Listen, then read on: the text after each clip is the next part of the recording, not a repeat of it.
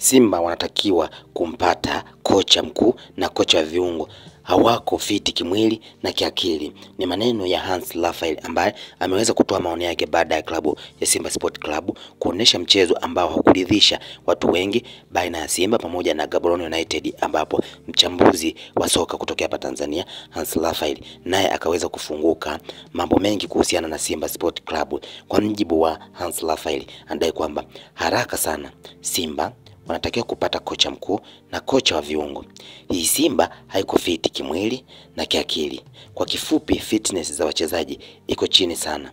Unaweza ni mwishoni mwa msimu, yani kwamba wamechoka.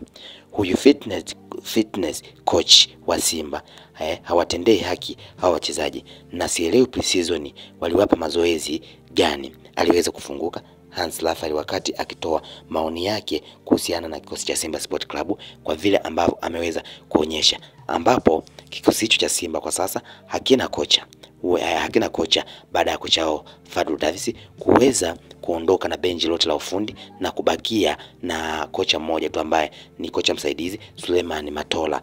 Hivyo kwa maoni yake anaona kwamba hawa wachezaji kwanza wanaonekana wamechoka, ni kama vile wanamalizia yani pre-season, yani wako mwishoni. Hivyo kutokana na kutumikia kwa msimu mzima, basi wanaonesha kuchoka.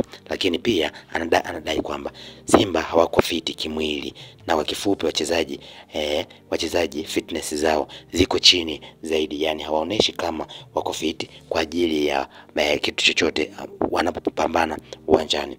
Lakini pia ameweza kuhoji walipokuwa pre-season Misri walipewa mazoezi gani. Wanaonekana ni watu ambao walikuwa wamepumzika, wanakula bata, wanakula raha, yani hakuna kitu ambacho kimeongezeka baada ya kuonesha fitness zao ziko chini, yani uwezo mmoja wa mchezaji uko chini. Hivyo kwa maoni yake akaonelea ni kwamba Simba kwa sasa kwanza iweze kupata kocha mkuu ili aweze kuwatrain wachezaji hawa, lakini pia apatikane kocha wa viungo ili aweze kuwaweka sawa kiviungo wachezaji hawa, lakini apatikane kocha wa saikolojia awarudishe Simba kwenye saikolojia ya warudi kama zamani, kwamba ni timu baada ya kuiona timu hiyo ikiwa inacheza dhidi ya Gaborone United.